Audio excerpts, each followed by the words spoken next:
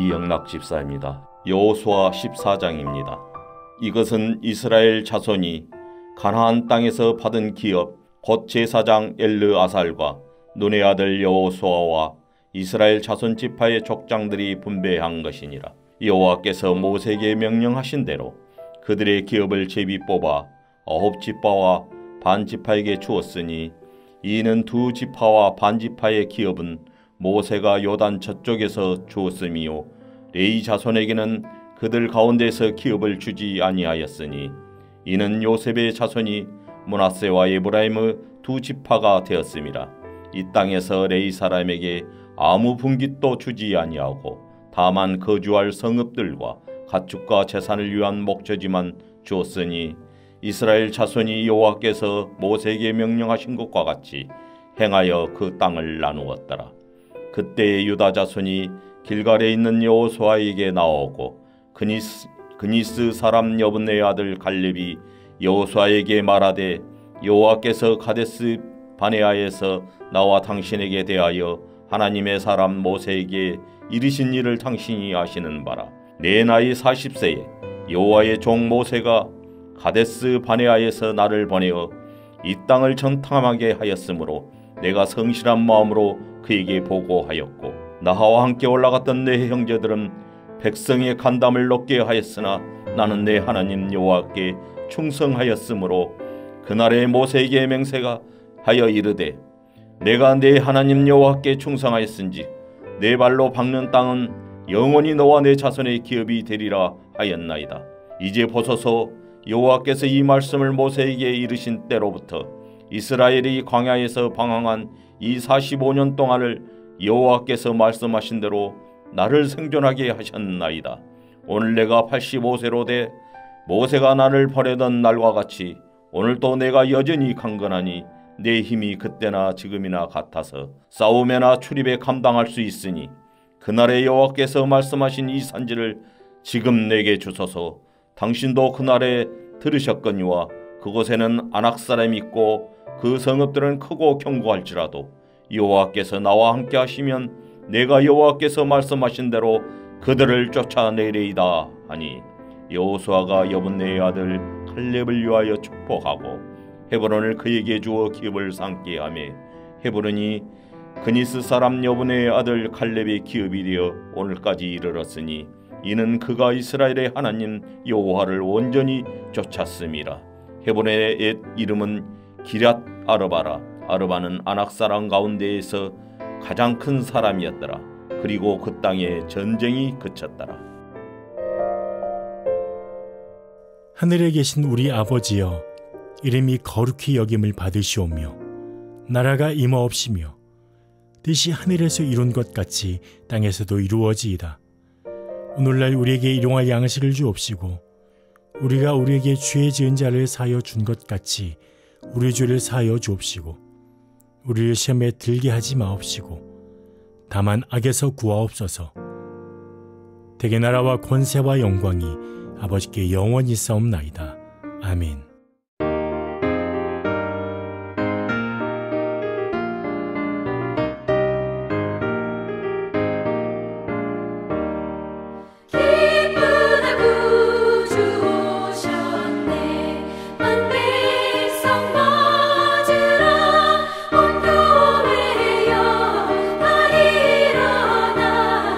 찬양하여라, 다 찬양하여라, 다 찬양하여라.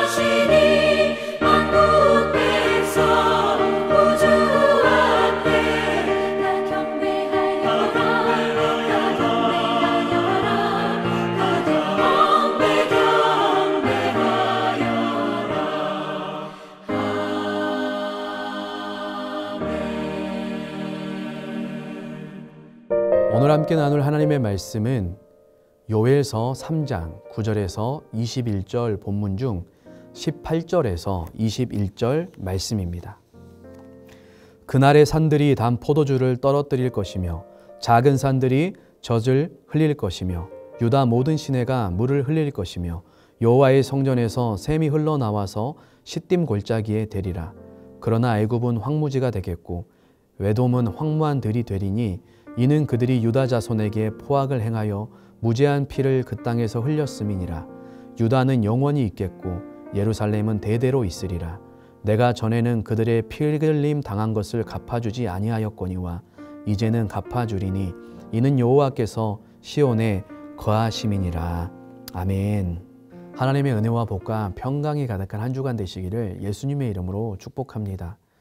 요엘의 이름의 뜻은 여호와는 하나님이시다라는 뜻입니다. 요엘서의 메시지도 이 이름의 뜻을 잘 담고 있습니다. 메뚜기의 심판을 고통 속에서 시작된 이 선지자의 외침은 이제 주님의 영광의 날, 여호와의 날을 선포함으로 끝납니다. 그날은 이 땅의 모든 악이 사라지고 온전한 샬롬, 거룩한 예루살렘이 세워질 거라고 말씀합니다. 요엘서에서 여호와의 날은 하나님의 백성에게는 구원의 날이며 원수들에게는 심판의 날이는 이 양면성을 가지고 있습니다. 그래서 이 말씀을 대하는 이스라엘 백성들과 오늘 살아가는 우리들에게 이 소망을 가지고 이 땅에서 끝까지 믿음으로 주의 이름을 부르며 살아가라고 말하고 있습니다. 이스라엘 백성들, 유대 신학에서는 여호와의 날 하면 하나님께서 이방인들을 멸절하시고 유대인들, 이스라엘을 구원하시는 축제의 날로 여겼습니다. 그런데 오늘 이 요엘서의 말씀은 여호와의 날이 이스라엘을 심판하는 날임을 먼저 분명하게 선포합니다. 그 이유는 이 이스라엘이 하나님의 언약을 깨뜨렸기 때문이죠. 그래서 메뚜기와 기근, 철저히 이것을 통하여 심판하시고 또한 메뚜기 떼와 같은 이방의 군대들을 통하여 이스라엘을 심판할 것을 말씀하죠. 그런데 이런 무서운 심판과 경고의 메시지 가운데 이 이스라엘은 어떻게 해야 되는가 하는 것입니다. 그것을 2장 중반부터 말씀하시는데 여호와만이 하나님 되심을 고백하면서 옷이 아니라 마음을 찢고 주님께 돌아가는 것, 그것만이 소망이며 구원의 길임을 말씀하고 있습니다. 왜냐하면 하나님께서 은혜롭고 자비롭고 노하기를 더디하시는 하나님이시기 때문이라고 말씀하죠. 그러한 사람들에게 하나님이 여호와의 영을 보내시겠다라고 약속합니다. 그리고 오늘 3장은 그 마지막 때에 일어날 열국의 심판과 그 하나님의 백성들의 구원에 대해서 선포합니다. 3장을 시작하며 왜 이 열국들이 심판을 받아야 되는가, 그 이유에 대해서 설명합니다. 1절부터 3절까지 이스라엘을 그들이 흩었고 여호와의 땅을 탈취했고 언약 백성을 압제하고 매매했기 때문이다. 그 나라들은 4절에 보니까 두로와 시돈과 블레셋이다. 5절, 6절에도 구체적으로 음과 금과 진귀한 보물들, 여호와의 성물을 그들이 탈취했기 때문이라고 말합니다. 여호와의 성물, 여호와의 백성들을 이렇게 대하는 것은 곧 하나님을 그렇게 대하는 것이기 때문에 그 죄로 말미암아 심판받게 된다는 것입니다. 7절, 8절은 그들에게 하나님의 심판의 보응을 하시는데 어떻게 하시는가가 나옵니다. 그들이 행한 그대로 그들에게 보응하시겠다라고 말씀하시고 8절에는 유다 자손의 손에 그들을 붙여서 그들 역시 원방 먼 나라로 팔려가게 하실 거다라고 말씀하고 있죠. 그러면서 이제 9절부터 이제 하나님께서 최후의 심판, 이 전쟁을 준비하십니다. 그래서 모든 민족에게 선포하면서 전쟁을 준비하라, 용사를 격려해라, 병사들을 다 가까이 올라오게 하라 라고 말하면서 열방의 모든 나라들을 모읍니다. 그러면서 그들에게 보습을 쳐서 칼을 만들고 낫을 쳐서 창을 만들어라. 약한 나라일지라도 스스로 강하다 하면서 이 전쟁에 참여해라. 너희들 다 모여라 라고 말하고 있는 것이죠. 그날 얼마나 이 전쟁이 분명한 전쟁인 거 생동감 있게 전하고 있습니다. 그러면서 9절에 여기서 전쟁을 준비하라고 할 때 이 전쟁은 거룩한 전쟁, 여호와의 성전임을 말하고 있습니다. 그런데 11절 하반절에 보면 요엘은 이렇게 기도합니다. 여호와여 주의 용사들로 그리로 내려오게 하옵소서.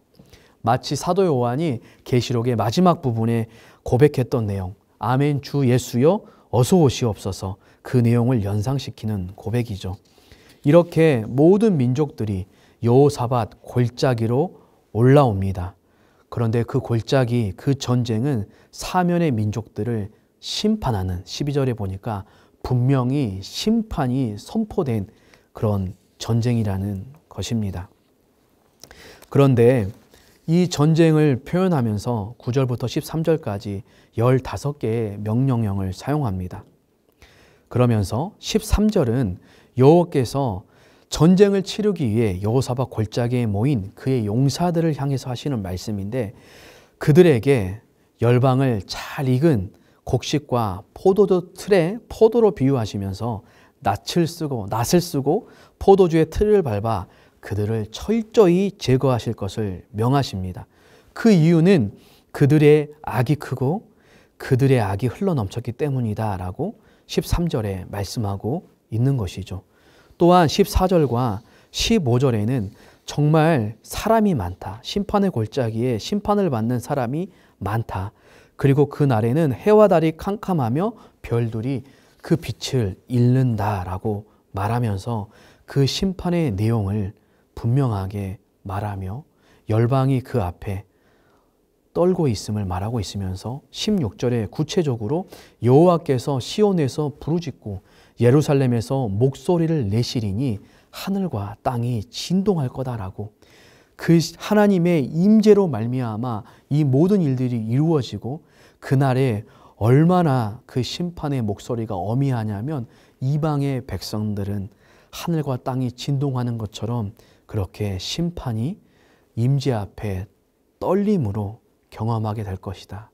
여호와의 현현을 심판하시는, 그것을 선포하신 하나님의 현현을 경험하게 될 것이다 라고 말씀하고 있는데, 반대로 16절 하반절에 보면서 그러나 여호와께서 그의 백성들의 피난처와 이스라엘 자손의 산성이 되시리로다. 그날에 여호와의 백성들은 두려워할 필요가 없다. 왜냐하면 하나님께서 그 백성들의 피난처와 산성이 될 것이다 라고 말씀하고 있는 것입니다. 여호와께서 임재하시면 심판이 있고 회복이 있는데, 그 악한 원수들에게는 두렵고 떨리는, 진동하는 심판의 무서움이 날이지만 하나님의 임재는 이스라엘 백성들에게는 피난처와 산성과 구원이 되시는 날이다라고 하나님 말씀하고 있는 것이죠. 그러면서 17절에 그런즉 너희가 나는 내 산성 시온에 사는 너희 하나님인 줄 알 것이라. 예루살렘이 거룩하리니 다시는 이방 사람이 그 가운데로 동행하지 못하리로다 라고 말씀합니다. 여기에서 알리라는 것은 단순히 지적인 알을 말하는 게 아니라 믿음으로 알미라고 칼빈은 해석합니다. 또한 이를 통하여서 우리는 궁극적으로 하나님, 그 살아계신 하나님을 체험하는 알을 경험할 수 있다라고. 그래서 이것이 믿음의 완성이고 성화의 극치가 이르는 때임을 우리에게 말씀하고 있는 것이죠. 여호와의 날, 이 마지막 날은 영원한 구원이고 영원한 성화를 선포하는 날입니다. 이것이 새 예루살렘 그리스도 교회의 영원한 영광을 약속한 말, 이 계시록에 있는 그 말씀과도 똑같은 말, 성취되는 말인 것입니다. 그 날에 우리 모두는 하나님이 여호와이신 줄, 이 요엘서의 메시지처럼 하나님이 여호와이신 줄 알게 되고 하나님이 회복하시는 시온, 그 예루살렘이 거룩할 것임을 알게 될 것입니다. 그날은 어떤 날입니까? 산들이 단 포도주를 떨어뜨리며 작은 산들이 젖을 흘릴 것이며 유다의 모든 시내가 물을 흘릴 것이며 여호와의 성전에서 샘이 나와서 시딤 골짜기에 되는 날이라고 18절에 말씀합니다. 여호와의 날에 정말 물과 샘, 이 생명, 풍성함과 이 번영, 평안함, 큰 기쁨을 이렇게 선포하며 말씀하고 있습니다. 그런데 반대로 그러나 19절에 보니까 애굽과 에돔은 황무지가 됩니다. 그 이유가 무엇입니까? 유다 자손에게 포악을 행했고 무지한 자의 피를 그 땅에 흘렸기 때문이라고 말씀하고 있는 것이죠. 그러면서 20절에는 이 애굽과 에돔과는 대조적으로 유다는 영원히 있겠고 예루살렘은 대도히 있을 것이다 라고 선포합니다. 그러면서 21절에 내가 전에는 그들의 피 흘림 당한 것을 갚아주지 아니하였거니와 이제는 갚아주리니 여호와께서 시온에 거하심이니라. 여호와께서 이제 임재하셔서 하나님이 임재하시는 그것이 시온이며 그것이 거룩한 예루살렘. 그래서 그곳 가운데 원수들은 그들의 죄 때문에 심판받고 하나님의 백성은 하나님의 은혜로 말미암아 영원토록 하나님과 대대로 함께하는 그 영광스러운 회복을 허락하심을 하나님께서 요엘서를 통하여 말씀해 주고 있습니다. 사랑하는 성도님들, 우리 성도님들의 삶과 우리 광주 동명교회가 하나님이 거하시며 거룩하며 안전하게 하시는 하나님의 피난처와 산성이 될 수 있기를 축복합니다. 이 모든 것은 예수 그리스도를 통하여 성취되었습니다. 그래서 우리는 그 예수님을 주로 고백할 때 하나님의 자녀가 되고 하나님이 세우시는 교회, 거룩한 새 예루살렘이 되어서 마지막 때에 영원히 하나님과 함께 하게 되는 것입니다. 요엘서의 메시지를 통하여 하나님께서 말씀하시는 것은 바로 이것입니다. 하나님의 백성들을 향하여 무서운 심판과 경고의 말씀을 하시며 심판을 주시는 것은 하나님의 본심이 아닌 것이죠. 이 메시지와 심판과 이 재앙의 순간에 우리가 무엇을 해야 하는가 하는 것입니다. 그때 우리는 다른 것을 하는 것이 아니라 그 자리에서 오직 하나님만이, 여호와만이 하나님이신 것을 바라보면서 우리가 그 하나님을 벗어났구나 그러면서 진실한 마음을 찢는 회개를 통하여 하나님 앞에 돌아가야 한다. 그때 하나님께서 그 모든 것들로부터 회복하시는 일을 하시겠다라고 하나님 말씀해 주시는 것입니다.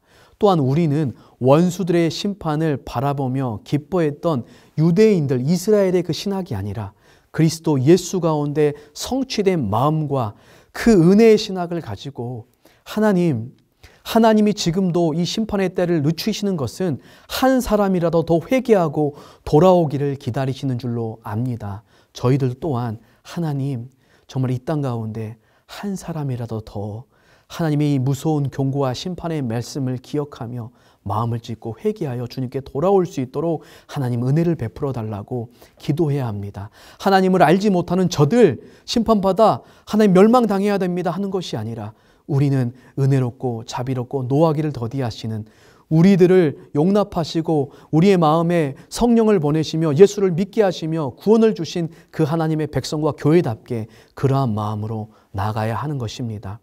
요엘서 2장 28절 이하에 주의 성령을 통하여 자녀들도 아비들도 남녀노소 할 것 없이 성령이 임하였다라는 이 성취는 특별한 환상을 보고 꿈을 꾸고 비전을 보고 그런 것이 아니라 이 모든 꿈과 환상과 비전은 바로 성령 안에서 이루어지는 정말 구원의 성취를 말하고 있는 것입니다.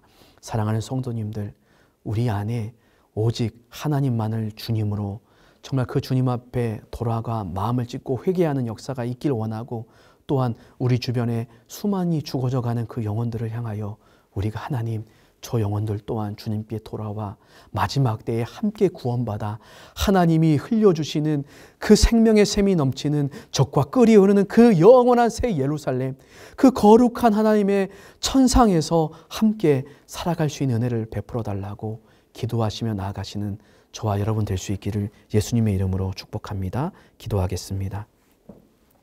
하나님 아버지, 요엘서를 통하여 하나님에 대해 알게 하시고 이 말씀이 우리에게도 소중한 하나님의 말씀을 깨닫게 하시니 감사드립니다.